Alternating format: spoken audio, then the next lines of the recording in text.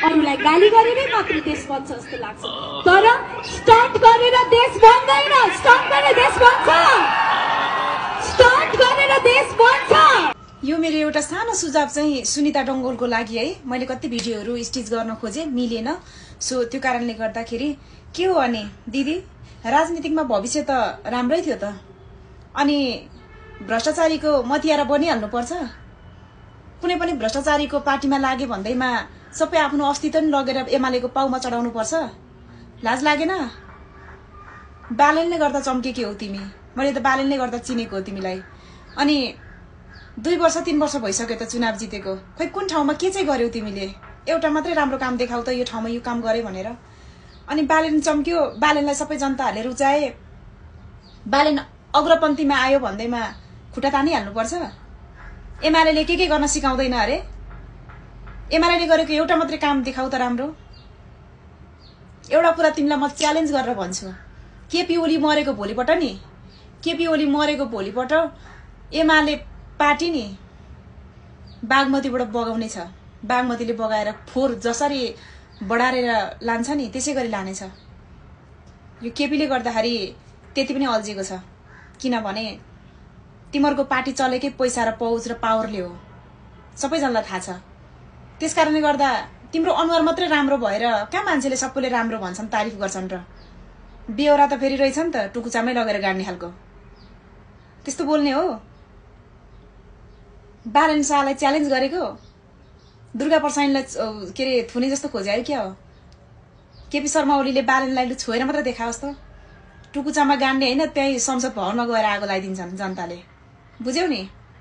रविको पो केही कमी कमजोरी थियो र तिमीले त्यस्तोसम्म गर्यौ, रविलाई त्यसो गर्यौ। ल बालनलाई छो त मात्रै।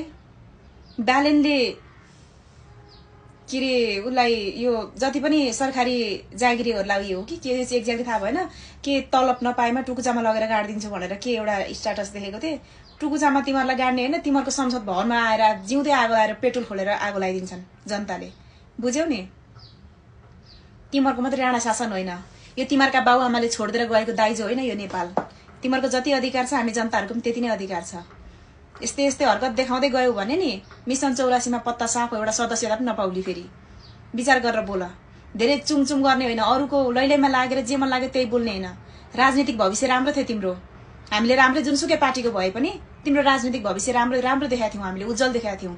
तर कुनै पनि व्यक्तिलाई लक्षित गरेर होइन, कुनै पनि व्यक्तिलाई रिस लिएर टार्गेटले काम गर्ने होइन। जनताको मन जित्ने हो।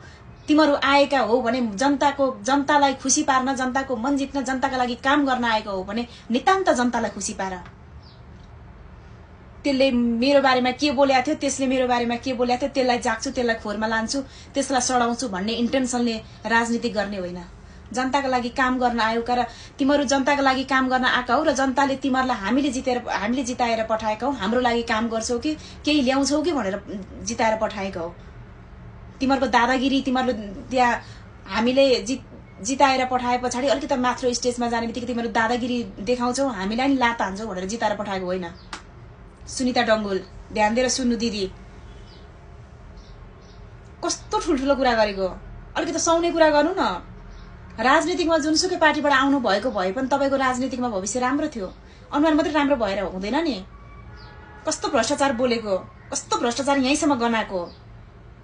अनि एमालेका छोटे महाराजहरू है, अलिकति राम्रो मान्छे जुन बालेन, हर्क, गोपी हमाल, जुन के अरे रवि लामी छाने, यस्तोको समर्थन गरे, कसैले समर्थन गर्यो भने त लगेर थुनिदिइहाल्छौ, मुखमा बुझो लगाइदिइहाल्छौ।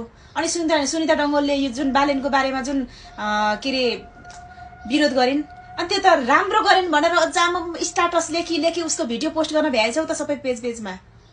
कतिसम्मको नालायक छौ तिमीहरू भन्ने कुरा सबैलाई थाहा छ। बुझ्यौ? तिमीहरूले चिनाइरहनु, जताइरहनु पर्दैन, हामीले चिनिसकेका छौँ तिमीहरूलाई। तिमीहरूलाई मन पराउने भनेको तिमीहरूकै पार्टीको झोला झाम्टा बोक्नेहरूले मात्रै मन पराउँछन्। स्वच्छ र सफा मन गरेका मान्छेले जनतालाई माया गर्ने, के अरे जनताका लागि लड्ने र यो देशलाई माया गर्ने मान्छेहरूलाई हामीलाई चाहिँ जुन रवि लामी छाने, तिमीहरूले भन्छौ नि रवि लामी छाने आफ्नो स्वार्थ पूरा गर्न आएको भनेर। रवि लामी छाने केही पनि स्वार्थ पूरा गर्ने होइन। रवि लामी छाने नचिन्ने कोही पनि छैन, बरु तिमीहरूलाई चिन्दैनन् होला।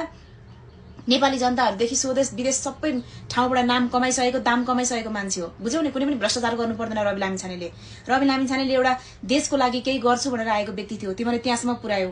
बालनले यति निस्वार्थ तरिकाले यति राम्रो काम गरिरहेको छ, बालनको तिमीले खुट्टा हो। हामीलाई म एउटा कुरा भन्छु, मैले कहिले पनि रवि लामिछानेको मात्रै समर्थन पनि भनेको छैन र म कुनै पनि पार्टीको सदस्यता पनि नभएको मान्छे, म कुनै पनि पार्टीमा छुइनँ। त्यसकारणले म एउटा सदस्यता पनि नभएको मान्छेले के भन्छु भने हामीलाई बालन जस्तो व्यक्ति चाहिएको, बालन जस्तो मान्छे, रवि जस्तो मान्छे चाहिएको हामीलाई, अहिलेको युवा अहिलेको जेनेरेसनको मान्छे। किनभने उसले राजालाई पनि छोडेन फाइन तिराउनलाई हो, जो कोहीलाई पनि सदनलाई के अरे सदनमा बस्नेलाई पनि सडकमा बस्नेलाई पनि गल्ती गरेको खण्डमा सबैलाई बराबर ऐन कानुन सबैलाई हुनुपर्छ भन्ने त्यो मेरो चाहिँ नितान्त धारणा हो है। राजा होस् या रोडमा हिँड्ने मगन्ते होस्, जोसुकै होस्, त्यसले गल्ती गरेको छ, त्यसले भ्रष्टाचार गरेको छ, त्यसले ज्यान मारेको छ भने नि सबैलाई बराबर तरिकाले ऐन कानुन सबैलाई लागू हुनुपर्छ भन्ने विचारको मान्छे हो म चाहिँ।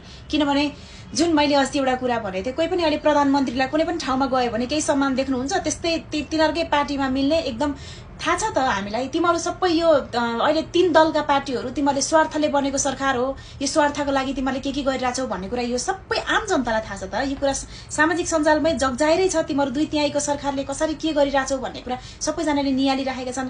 तर चुप बस्नु पनि जनताहरूले मिसन 84 कुरेका हुन्, बुझ्यौ नि, चुप बसेका होइनन्।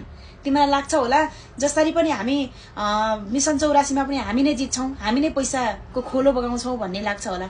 तिमीहरूलाई रवि लामिछानेको कुनै पनि ठाउँमा पुष्टि नहुँदाखेरि तिमीलाई जेल लगेर कोच्न पर्ने, बाहिर राखेर अनुसन्धान गर्न सकिँदैन, तिमीहरूको यतिकै पनि थाहा हुँदैन।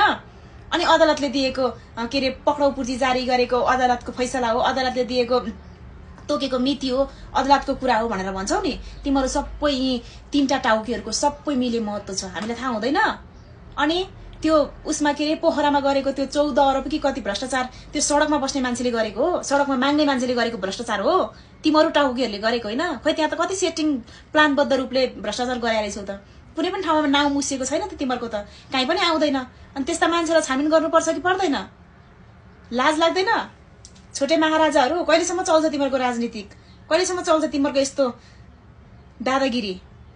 किन यो देश तिमीहरूको मात्रै हो भने भन न, तिमीहरूको नाममा पास गर, हामीलाई कहाँ जानुपर्ने हो भन्देऊ है। रविलाई दुर्गा प्रसाईलाई छो जस्तो खोज्यौ, बालनलाई ल छोएर हेर त, टुकुचामा गान्ड होइन तेरो उसमा संसद भवनमा आएर आगो पेट्रोल खोलेर आगो लगाइदिन्छन् जनताले। छोएर हेर्दै एकचोटि।